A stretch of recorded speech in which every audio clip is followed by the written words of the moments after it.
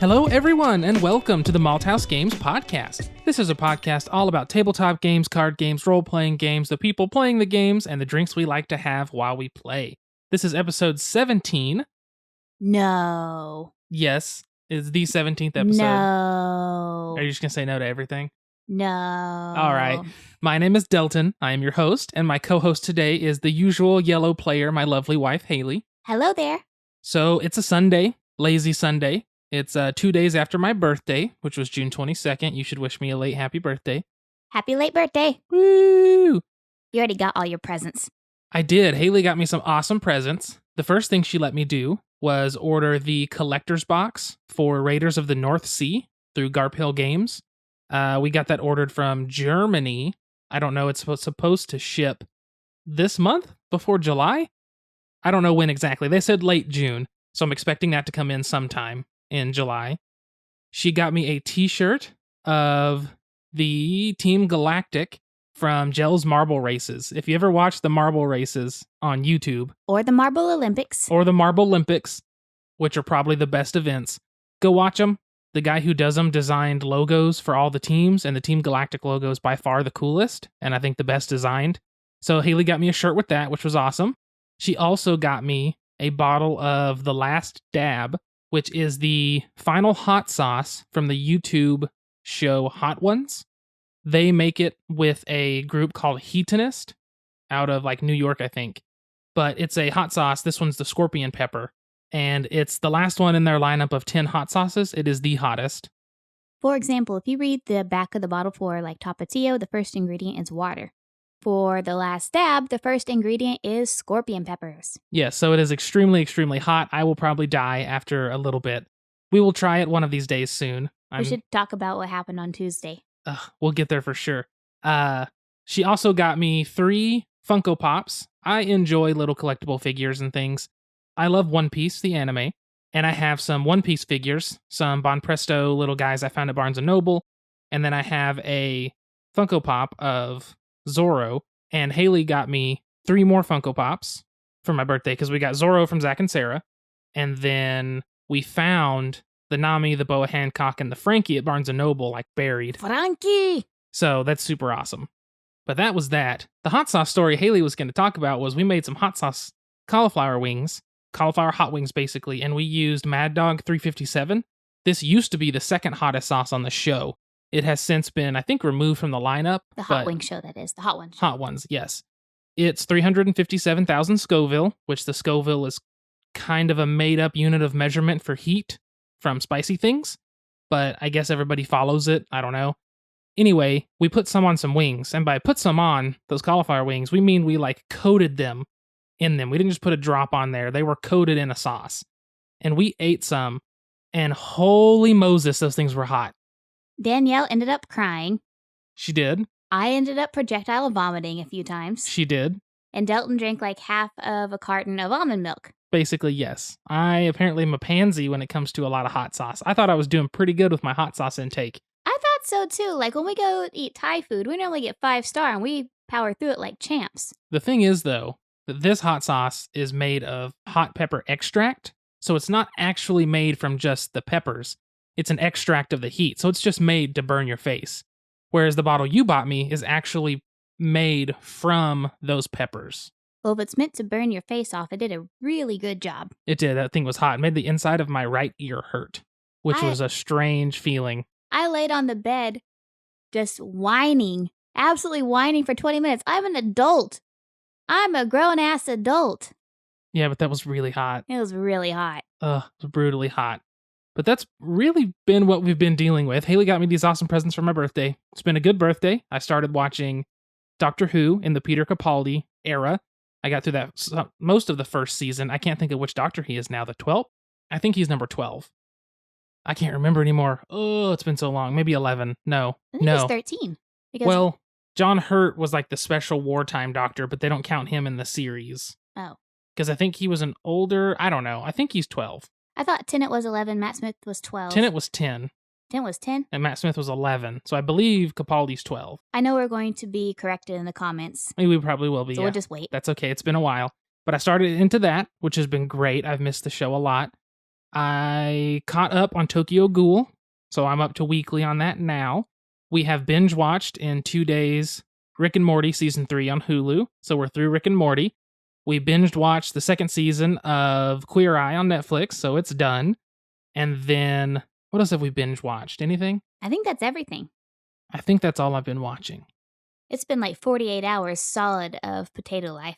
It's been amazing, though. I never get to do that. After 3 days straight of yard work, of chainsaws and lifting and pulling and dragging and cutting and all that crap, I needed some couch time. This is all you're going to get until next birthday. That's fine. No Christmas? No Christmas. All right. Well, at least I got Gen Con coming up.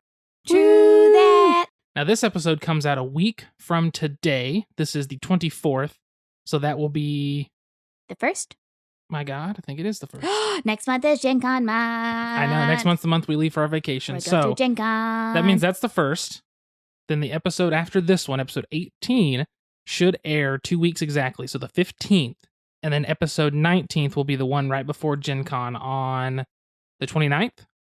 Gen Con. So it'll be the Sunday before Gen Con. Then we will have the episode after that, episode 20, will be all about Gen Con. The special Gen Con episode. We're going to wait and record the week we get back, so it'll be a little pushed on time for us. However, I want to talk about Gen Con. It might be maybe a longer episode. We'll talk about the games we played and we bought, what we did, who we hung out with, all that on episode 20. So I'm super stoked for that. Because what's awesome, if you think about it, our first episode was all about Gen Con, and now our 20th will be all about Gen Con. Full circle. Yeah, so we're excited about that. So only a couple more episodes until Gen Con. It's been good up until now. In terms of the shirts, we're still working on it. I might do that. I need to go talk to some people. I have an idea for something super simple with our logo. All that's kind of in the works. I'll keep you guys updated between now and Gen Con. You mean the shirts from Malthaus, right? Yes. What other shirts would there be? I don't know, just started talking about shirts, and then Well, kind of got last time we confused. talked about it, Gen Con. Oh. Yeah. Okay. What are we drinking today? Let's get into our first beer before we talk about the game today. This beer is a Spanish beer, not Mexican beer. Spanish beer. It has Spanish written on it. I can't assume it comes from Mexico, as I previously did, because I don't think I've seen a beer from Spain. It is 1906, Reserva Especial, and I can't read any of it because it's all in Spanish. And all I saw was that it is imported from Spain. It's a product of Spain, made in Coruña, España. So there you go. And it was imported in Lorton, Virginia. I don't know anything about this beer, but we're going to try it. Unlike the gluten-free, it did not go everywhere. The rug is safe, Mr. Lebowski. The rug is safe. The rug is good. It smells like beer. That's a plus. Definitely smells like Corona. Like a richer Corona. It has that Mexican beer kind of smell to it. Let's give it a taste. Yeah, it's got that very, like what you expect from like a Corona, a Dos Equis, a Modelo, except it's better. It feels heavier on the tongue than a Corona would. It's Yeah. like Corona if Corona had effort put in. If it wasn't watered down. For those of you out there that don't know, I don't know if I've mentioned this before, what makes a beer like Bud Light and Corona Light and Keystone Light, what makes all of those light is they mix it with water. So if you ever wondered why it's watered down, it's because it is. It'll hydrate you. Now this is not watered down, you can tell, but it still has the taste of like what people expect from a, quote, Mexican beer. You know what I mean? That style. This is like if Corona got a master's degree. It's actually not bad at all. I like that. Something that's a fun fact before we get into the game. So for those of you who don't know, the people of Mexico, the way that they brew Mexican beer is because the Germans that settled there or immigrated there, whatever, they taught them how to brew good beer, and that's how they learned beer brewing processes the way it is. They basically learned from the Germans and like the Austrians. Super solid. Super solid. All right, let's get into this game. Oh, here's the door. It's straight ahead. It's a game. So the game for today is one that I won through a Facebook drawing from a company called Brouhaha Games. Now, the owner, I believe, is Travis. I've got him on Twitter, and I follow Brouhaha on Twitter and Facebook. So that was super awesome to allow us to win that, so thank you to Travis and Brouhaha Games. I know, because I've been trying to get Delton to buy this game forever, but our friend Brian has it, and if our friend Brian has the game, Delton won't buy it. For some odd reason, he'll buy every other game in the world. We won't buy the games that I want because Brian has it, and he thinks that's enough, and it's not. I don't want to buy games that I can just ask my friend if I can borrow.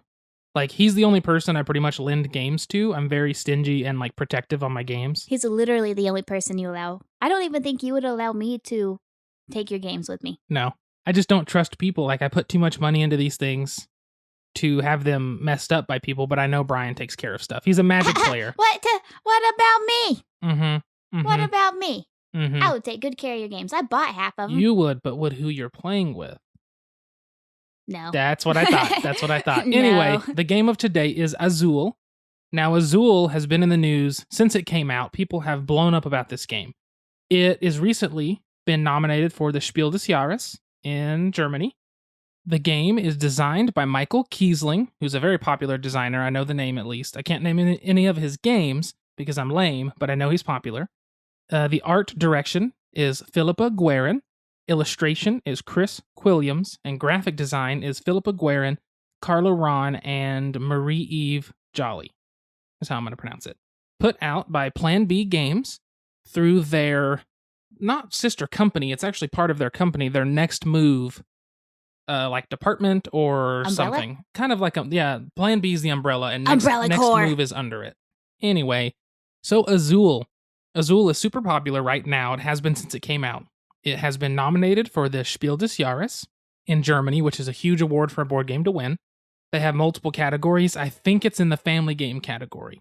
It could be in the Kennerspiel, which is the strategy, but I don't know. I think it's the family game. I think it's in the family game category. It seems more like a family style game. It's easy to learn and it's fun to play, and the pieces are big, and there's not a lot of strategery to be had. Well, there is a lot of strategy that you can employ. But it's basic strategy. It's not like long-term planning. I feel like employ is wrong. I've tried to use that before. Implore? Employ. It would be employ? Mhm. Oh, okay. So Well, if there you we go. use something like employ. Yeah, like I'm going to employ you to do a job. Yes. I'm going to employ the strategy. Yes. That sounds wrong, but I'll trust you on it because you have the degree here. Well, the master's degree. Call me master. No. Anyway, something cool I learned since you touched on the Spiel des Jahres, how it has easier rulebook. The Spiel, like, board, or like the head of the Spiel des Jahres committee or whatever, talked about a lot of the reason that a bunch of games that they said were really good games didn't make it was because the rulebooks were not done well enough. And they basically said if your rulebook is not clear and not easy to read and learn the game through, you're not even considered anymore. They will cut it. So a lot of games that people thought would be on there aren't because the rulebooks were not good enough. The only problem I have with the Azul rulebook is that the print is in Calibri. How do you know that? Because I recognize the font. I use Word every single day. It's the default. Yeah, but it looks clean. I mean, I know, but that's the default in Word. Here in Oklahoma, it is primaries for governor season. And the other day, we got a flyer on our door. And it looks like the guy made the title in Times New Roman, but then didn't change the body from Calibri. And so you have Times New Roman in the title and then Calibri down below. And I'm just like, come on, man. It's easy to change it from the basics. Why is it default to Calibri anyway? It's not a nice font. It looks like a generic Times New Roman. that's understandable. Brian will back me up on this. Brian will back you up on that for sure. I don't mind it in this rulebook because it makes it easy to read. Which, given, I'm sure there's easier to read fonts, but Calibri. she just pointed to random words on the page and just said Calibri. Calibri. As if it... Okay. Anyway, Azul is a very cool game. So the way Azul plays... I'm going to talk about the two-player setup because I've only played with more than that a couple times. The two-player setup, each of you have your own little player board, and then there are 5 what they call factory tiles in the middle of the table. Then there's a start player tile in the center of those 5 factory tiles. You have a bag of all kinds of, I guess I shouldn't say factory tiles, little factory discs. There's a bag of tiles that you actually use to play the game with, and they have different colors. There's a blue one, a red one, a white one, a black one, a yellow one. I think that's all. But they're super nice, like really thick, almost domino-like tiles. They're very, very cool. You put randomly 4 from the bag onto each of those little factory discs that are out on the board, or out on the table. What happens is when a person takes their turn, they have to take one color off of one of those factory tiles and have to take all of the tiles of that color from that factory disc. I have to quit using tile because tile is everywhere in this. So if you have a factory disc in front of you that has 3 reds and a blue, You can either take all 3 reds or the 1 blue. So what you do is you pick that from any of those 5 factory discs, you take the tiles. Any that you do not take off of it get slid to the center where that first player marker is, creating another pool that can be taken from. The tiles that you take will then be placed on your board. So on the right side of your board, there's this big 5x5 area that has the different colors of the tiles laid out in a different pattern, I guess it is. There should be 5 for each color on that 5x5 square. And on the left side, there are these horizontal rows. This game's kind of hard to describe without an image. There are these horizontal rows numbered 1 through 5, basically. There's 1 space down to 5 spaces.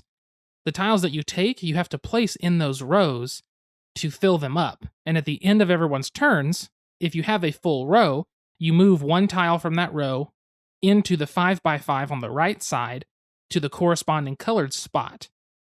So you fill up a row on the left, you move 1 tile to the right to put on the, quote, wall, and then for anything it's adjacent to, you gain extra points.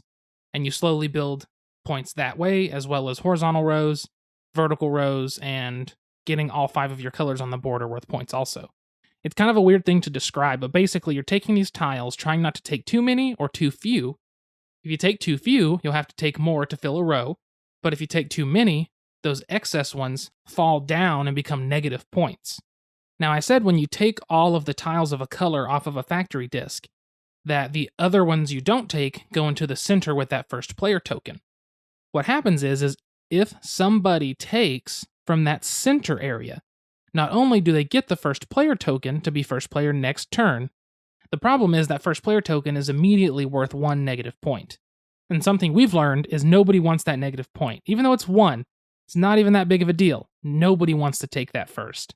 But it's a really, really neat game. It's very strategic. It's a lot of, I want to say, not tactility. I mean, it is very tactile feeling with those tiles, but there's, what's the term? Not strategy, but blank. It's like a shorter term responsive play. You know what I'm thinking of? I do not. There's a term. It's not your strategy. It's your, I guess it's tactics. I'm just an idiot. Tactics, yeah. It's a very tactic-filled game because you can have an overarching huge strategy. The problem is it's not going to work because it's so, I mean, the tiles come out at random, people take different things. You really have to be responsive and adapt to everything. But what I think is great about this game, and even though I love Sagrada, Sagrada's up for the Spiel des Jahres too, right? I don't believe so, no. Oh, never mind. I don't think it is. I could be wrong. I thought they were. But the reason why I think this game is so great for the Spiel des Jahres, the Spiel des Jahres is more of a family game. Like, that's what it wins. But what I like about Azul is that an 8-year-old and a 28-year-old and a 58-year-old can have the exact same strategy and have an equal chance of winning. Because, yes, you can have a strategy in the game, but it levels the playing field across ages. And I feel like as long as you know the rules, it levels the playing field across player levels. So if you're experienced with board games versus non-experienced with board games, I feel like there's not a big discrepancy in your ability to play the game or develop a strategy. I can see that because you do have to remain so responsive and adaptive to everything being done. As long as you know the rules. It's simple. Yeah, it's simple to play. It's simple to see. It's simple to see the strategy. Like, there's not a lot of long-term play. There's maybe 3 or 4 rounds or so that you can look towards, and you got to wait for the little circles to be filled back in with tiles. Yeah, that's very true. I mean, it really will. As long as somebody hasn't played it like 100 times to someone who's played it once, as long as you both know the game decently well, you can. There's not a lot of discrepancy between skill levels for the most part. There might be some small things that come with like a lot of plays, but it would be something that even if you're really good, it's not like chess and you're not just going to obliterate somebody. Because I like games with a lot of strategy. I mean, my favorite game is Twilight Struggle. I love handing Delton's butt to him and strategy in that game. But I really love games that I can teach new people because part of the joy of being a board game player is teaching others to love the hobby as well, like Zach and Sarah. Sarah picked out this game. We weren't able to play it with her, but I feel like if we were to sit down and play it with Zach and Sarah, who are fairly good at board games, they're pretty new into the hobby, but I feel like they would click with it and they would really enjoy it. I feel like it's easy to teach and it's easy for newer players to develop that strategy, which makes it a good all-around game. But that's something that I look forward to in board games. I feel like it might be too much for Zach. Oh, poor Zach. I'm just kidding. He's just gonna. He usually comments on YouTube because that's where he listens to the episodes, and so I know he's gonna comment and be like, "Hey, you piece of shit," and then he'll be like, "Oh wait, they said never mind in just a second." So I just wanted to pick on Zach. Hi, Zach. Love you, Zach.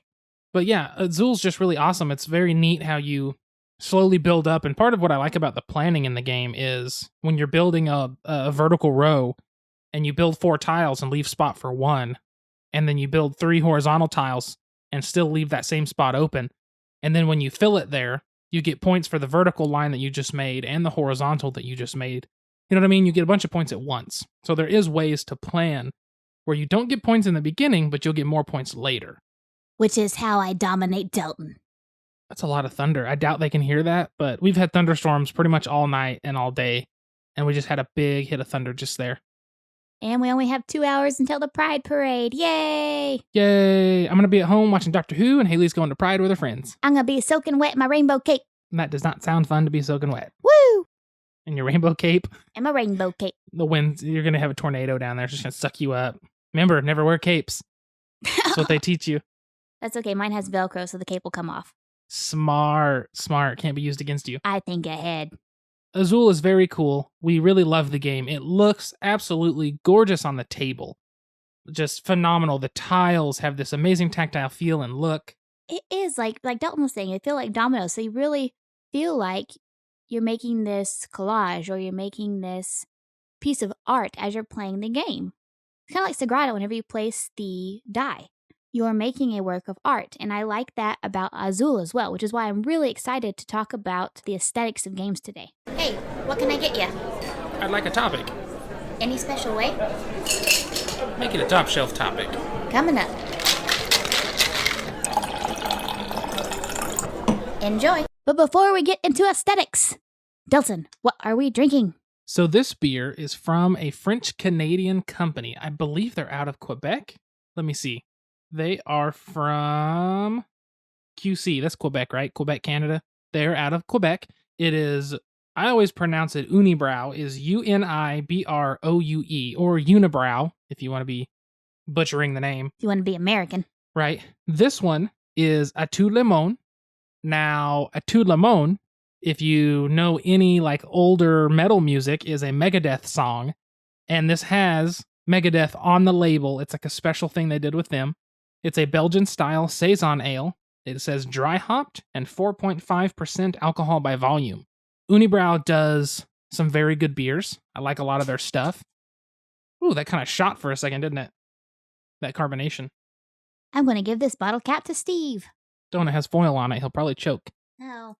Wait, never mind. Do it. Do it. Not my son.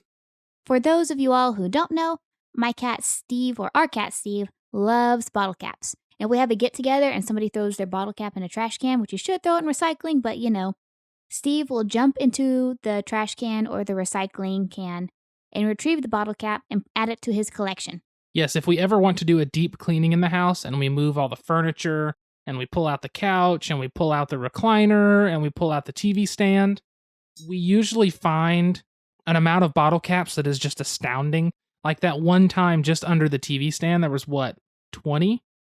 And then like 17 or 18 milk rings. So like the little rings that are on the milk cartons, our cats love them. Like the ones that when you twist the lid off, it kind of disconnects from that little plastic ring. And the problem is Delton doesn't drink milk anymore. Like he used to drink 4 gallons of milk a week. Shh. 4 gallons of milk a week. And now he doesn't drink any. So we asked my mom and dad to just collect their milk rings throughout the year for the cats' Christmas presents. I didn't know you did that. Yeah, that's why we got a whole stocking full this year. You're a psychopath. You're welcome. You're a psychopath. I love my sons. Our cats are psychopaths. How was it? It's a good beer. It's nice and simple. A little bit of the sourness of a Saison. Not too stout. A little on the lighter side, but you can tell there's a little dry hop to it. That's an odd look on your face. I can't tell if it's disgust or like inquisitiveness. It tastes like oregano.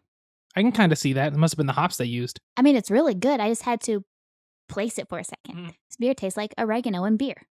I can see the oregano. So like Haley said, today's topic is the aesthetics of games. So aesthetics are something that are very important in all aspects of life. You don't buy a car just because it runs well. You buy a car because you like the look. You buy clothes, not because they're functional, but because you like the look. Part of the reason we buy games is not just because they're fun, but because we like the look. And now this doesn't just come down to the artwork, and it doesn't just come down to the theme, but it can be literally more than that, to the box shape, the size. It can be the thickness of the tiles, the Azul style tiles that you hold, that are these thick domino-like things, that tactility of some pieces. All of that plays in together to the aesthetic. And it's a very important part of why people do love games. It's like if you get on our shelf and take down Mechs versus Minions. That is one of the most beautiful games, in and out, production quality-wise. Every piece has so much effort put into its creation. Right. Like, every piece is so well produced that the entire thing sitting on a table ready to play has this aesthetic appeal of just beauty on the table. And then you get excited to play it, and you play it, and it's awesome. But it's one of those things where you play something like that versus, I don't know, what's an ugly game we have? That's kind of mean. I mean, it is, but it's okay. But the only one I can really think of is Sky Traders, because I hated everything about that game. It was so racist and so sexist and so bland, and I hated it, and now I would burn it. Okay, well, an easier thing that most people have played, because that game is not popular, is like Castles of Burgundy. Castles of Burgundy looks just fine. There's not a problem with it. But the greens and the yellows are a little close together. It's kind of drab all in all. The pieces are outdated in quality and feel. I say the same thing with Puerto Rico. It's just an older style, an older artwork, an older production quality. Imagine if it was upgraded to like Mechs vs. Minions, or Azul, or most any other new modern game. Imagine how much people would go, this is something I want. It's not that Puerto Rico is a bad game. Like, Puerto Rico is one of our favorite games, and we picked it up because we wanted to play it so bad. But it would be friggin' awesome if it weren't just little black cubes for workers. They're like discs, like little dark brown discs, and like the plantation tiles. For quote-unquote workers. Yeah, and the building tiles are just this like real thin material. They weren't workers. You're yelling again. The listeners are going to chastise you for yelling. I think that's just you. Maybe. But the aesthetics of a game do matter. Like, look at a game like Time Stories.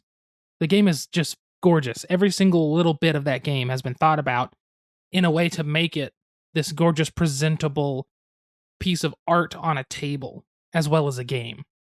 And just look at how you put that on a game ready to play, on a table ready to play, and say, okay, choose between it and something like, Puerto Rico. If someone has no idea what games are and they look at the two, Time Stories is going to look the prettiest. It's going to draw their eye more because of that nice total aesthetic of the game. My favorite example of this is Santorini. So whenever we went to Gen Con last year, Delton had told me about Santorini. He didn't support it in the Kickstarter, and he always wished that he would have. But he kept saying how it's going to be at Gen Con. I was like, oh yeah, it sounds pretty cool. It sounds really chess-like, which chess-like isn't my most favorite kind of game. But went to the booth that had like the giant version of Santorini. And I saw the pieces. And I was like, oh my God, it looks like that island in Greece. And then Delton's like, yeah, Santorini. And I was like, oh duh, I'm dumb. So I saw the pieces and I played the game. And yes, it was the game that actually sold me. If the game sucked, I wouldn't have wanted to pick it up. But it was the pieces that drew me in. And it was so Santorini, you're actually building the buildings that make up the Isle of Santorini. So those big white buildings with the blue domes on top. It's a chess-like game where each of you plays a different god. And you are building these towers, and the one who, caps? The one who gets to the third level. The one who gets to the third level first is the winner. Correct, because you can cap it to prevent someone from getting up there. That's right, okay. And so it was the aesthetics that drew me in and that made the game more worthwhile. It made me want to pick up the game. And to this day, I like playing with the pieces. I like just holding the pieces. It makes the game more interesting. And plus, I get to play with them between my turns, which kind of helps me because Delton gets analysis paralysis real easy. I really do. But it does, and that's one thing that a lot of people talk about, just the look of a game or the art of a game. You can love the art of a game, and the game still wouldn't be the best looking. Or you could love production quality, but then everything else doesn't seem that great kind of thing. There's a game out called Ethnos that everyone loves, and everybody has said it's awesome. It just doesn't look good. The artwork is good, but it's not eye-popping, it's not eye-grabbing, it doesn't make you want to play it. It looks like an old fantasy cover of an art, a fantasy book in a library or something. And it's one of those things where aesthetics is everything involved together. It's the entire total feel of everything through a visual perspective. I do like to include tactility when it comes to games because handling the pieces and stuff matters. It's why I love like Raiders of the North Sea has metal coins with the base game. And like for Rising Sun, we got the metal coins just because that feel adds so much more to a game. Even though it's the most like unneeded, unnecessary thing, it adds to the total feel and everything. And so when you look at it on a table and you see metal coins that have that metal gleam or glean, whatever that word is, it adds Sheen, to that. sparkle. Yes, it adds to that total aesthetic. So, not to mention, that's not lemonade, the little red cups that come with it. There's these little shot glass size red solo cups. Do nothing for the game, but they make the game so much more fun. We use those to tap twice, that means hit me, or turn it over, that means pass. Or if you're out, you just knock it over. It has nothing to do with the game, but it just makes it that more fun. Yes, you don't have to have those to play the game at all, but they do. They make the game more fun. They make it look better. They make it feel better. You have something to mess with. You have something to signal. You can tell what people are doing more easily. And they do really add to the game for such a simple little concept. But you see it on a table, and you're like, are those little shot glasses? Solo cup shot glasses? And you have flashbacks to your blackout drunk days in undergrad. Well, not me. You maybe. No. Not me. But it does. Stuff like that really adds to games. Like, we played Lotus recently from Renegade. Lotus is gorgeous, the whole game. And the thing I thought about with that one is this one is truly a game about aesthetics as well. Because you could play Lotus with just literally blank cards and say this, I guess they would have to have something on them for like a number. Some number or something. It's like 4. Once there's 4 of these, the flower's done. You could play the game like that. The pieces that you use to control stuff don't have to be a caterpillar and a butterfly and a dragonfly. But when they are, it just looks so much better. And it feels like you're doing what they want you to be doing, building flowers and placing caterpillars, that kind of stuff. Let's take a quick break to just appreciate how cute Hershey is. My dog's being real cute right now. He's all wrapped up in his little bed, and he's all warm under his blankie, and he's an asshole because he hates me, but I love him so much. And he's just staring at us. He's wanting out of here. He looks so uncomfortable, but comfortable at the same time. Just like Delton in every social situation. But I'm going to take a photo of this so I can post it, and that way, when I post the episode, you will have a reference photo to be able to go back and see what we're talking about. So I love Hershey so much, but Hershey has been in Delton's life twice as long as I have. Like, literally, yesterday was the 6-year anniversary that Delton and I started talking, and so next month will be the 6-year mark since we started dating. Or next month next month will be the 6-year mark since we started dating. Hershey has been in Delton's life since he was 15. So this dog probably ranks above me in Delton's life, and this dog knows it. I feed this dog 2 to 3 times a day. I feed it with my own hands, and this dog still hates me. I will open up his pen when I get home, and if I am home for 8 hours, he will not come out until he hears Delton walk through the door. Yep, he'll stay in his pen until I get home, and then he moseys on out to go potty. He's a good boy. He's just old. He's 12. 12. This summer. So he's an old chihuahua. A little grouchy, but he's cute, so it's okay. A lot of grouchy. He is the aesthetic of my life. Just a fat, grouchy chihuahua. That's what I want. That's my whole life. If they say, what's Delton's entire life as an aesthetic? And you just look at a picture of Hershey with his tongue sticking out. And you're like, boom, there it is. Curled up under a blankie asleep. Exactly. So like we said, aesthetics, they do matter. No, you don't need them. You can look at chess. You don't need aesthetics. You don't need the full look and, artwork and design work and everything that's crazy over the top like Mechs and Minions style. However, it helps. But like I said, you don't need it. You look at the GIF series we talked about with GIF and Devon and Pint and Yinch and all those games. They're very basic. They're very simple, and they're just made to be functional more than visually appealing, I should say. But aesthetics do really help. The question is, if we could have an aesthetic of any type, what would that be? And now, join us for a Malthaus Games podcast special, Pint-Sized Question. So that's the question today, is what would our dream aesthetic be for a game? And this isn't just theme, and this isn't just artist, this is everything. What theme? How would you want the artwork? What do you want in the look? Just every aspect of the game. What could you come up with that would be your dream aesthetic or your favorite? So does it count if mine's already been done? I mean, make a few improvements, but sure. Okay. So, I'm sure you guys remember Brian. He's from the episode with Rising Sun and the Magic episode. He's one of our friends. Hi, Brain, you're my friend. But he already knows that. I'm just reminding him. Anyway, so we played this wrestling role-playing game. Do you remember what it's called, Dalton? Worldwide Wrestling RPG. Right. And so we could just play the game. We could just play the RPG just as it is. But something that Brian did was he made logos and he had theme music for each of the characters. And that really helped me get into the mindset. Like, I used to watch Monday Night Raw with my dad back whenever he was in the sheriff's department and I was 8 years old, and he would come off of his shift and we'd watch wrestling together. But I really don't have an interest in wrestling beyond the nostalgia and the stuff that I learned from Dalton and Brian because they watch it all the time. But I felt myself so engrossed in that game because of the music, because of the stories, because of the logos. I felt like I could become my character. I could make a voice with it. And so it really brought me in. So it might have taken a lot of effort to make that music or pair it with the characters, but it really made me, who really doesn't have the biggest interest in wrestling, fall in love with the game and really get into it for a solid 4 hours. It was awesome. That one is really fun. Brian did. They weren't logos, they were like videos, like their intro video. Right, remember? And it was so cool. And I mean, it really had nothing to do with the game. We could have played without it, but it got me into the headspace where I became Jim Cornette, the Kentucky accent announcer guy. And I had like this voice that was like an auctioneer. And that's not me, and I would never have become that or got the inspiration for that if I didn't have the little bits and pieces that Brian added to the game. Those aesthetics really drew me in, and it made it exciting and fun. Not that it wouldn't have been already, but it got me engrossed sooner, quicker, and easier, and faster, and better. I agree with that. It was a great time. We plan on doing it again.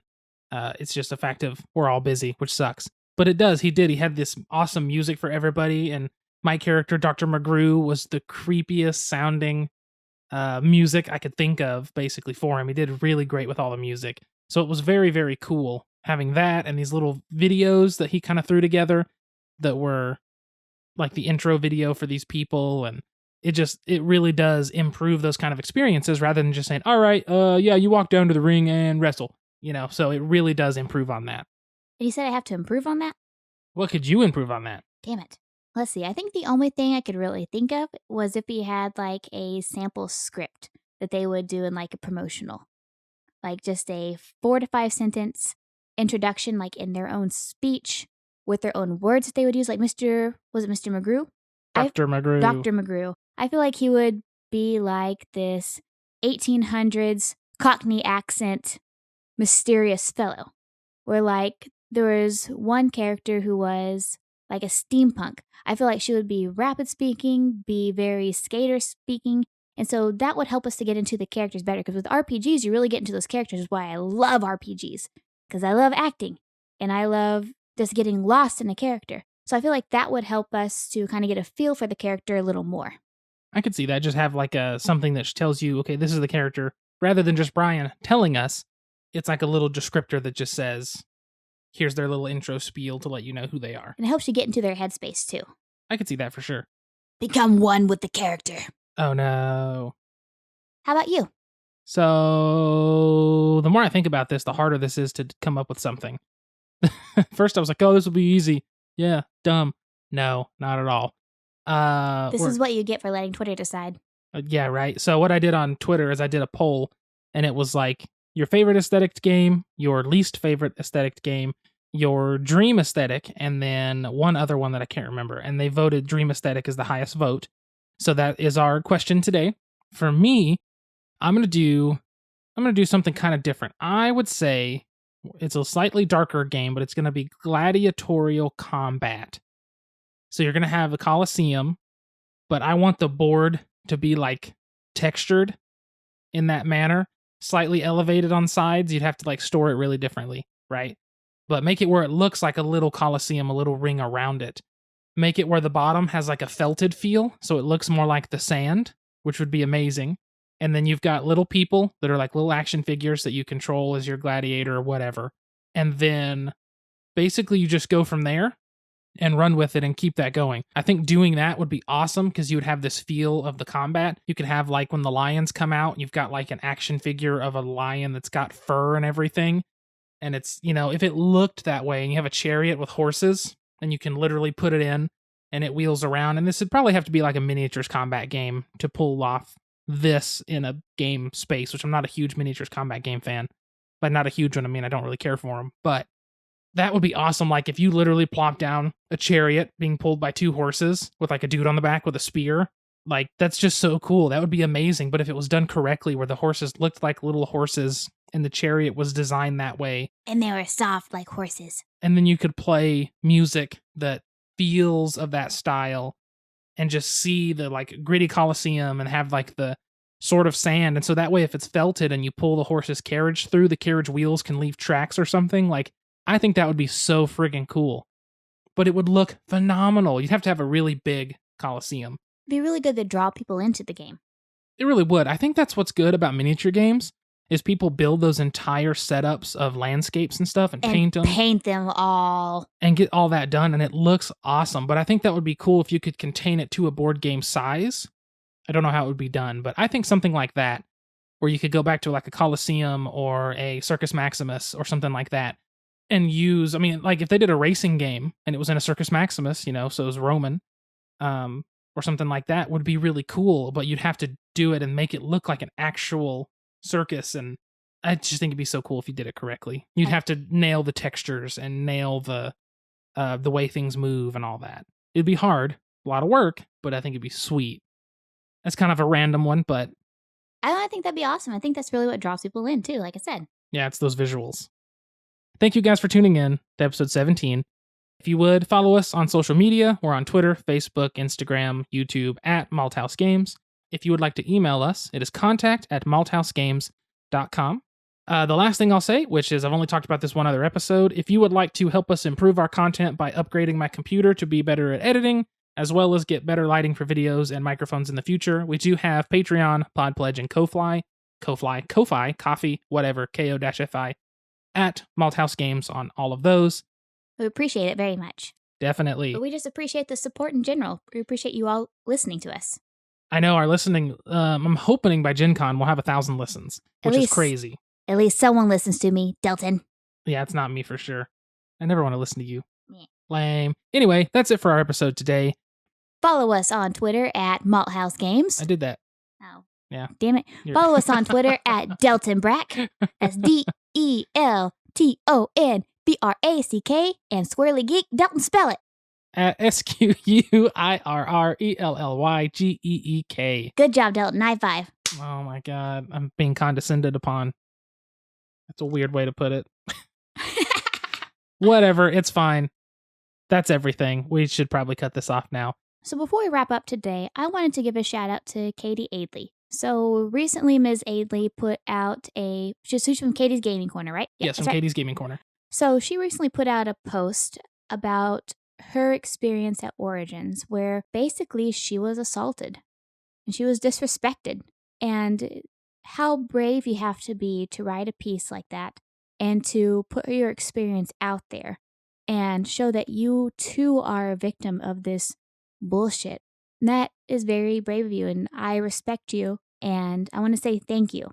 On behalf of women in the industry, thank you for being brave enough to tell everyone that this was my experience and this is not okay. Because it was not okay. You deserve more respect than that. Nobody deserves to be treated in that way. And so, thank you. Thank you for standing up for yourself. Not only for yourself, thank you for standing up for women in the board game industry. That's all I want to say. Definitely a hard topic to touch on, and it's been discussed a lot lately. You know, this kind of stuff can't keep happening. It's going to keep happening until we tell it can't, until we draw the line, and that line is starting to be drawn. And definitely Katie stepping forward and saying, look, this happens. It happened to me. It's not happening behind closed doors. It's happening in front of everyone. And we can't let it stand.